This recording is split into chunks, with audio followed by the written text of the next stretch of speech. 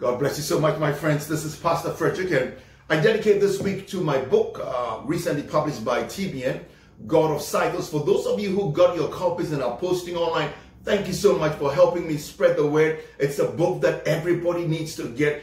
And I'll share one nugget from it today, the power of again. That's something I write about, the power of again. Now, cycles involve repetition. Cycles go like that, and then they continue, and then they continue. Cycles involve repetition. The power of again is that power that God has vested in any process that is able to continue. Success, most of the time, comes to us after several efforts, after several tries. When we describe or refer to people as perseverant, we're just saying that these folks are able to repeat their actions over and over and over and over until they find success.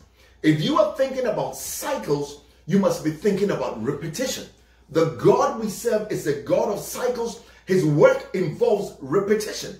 And we must be able to repeat ourselves over and over like Moses. Moses repeated himself when he went to Pharaoh.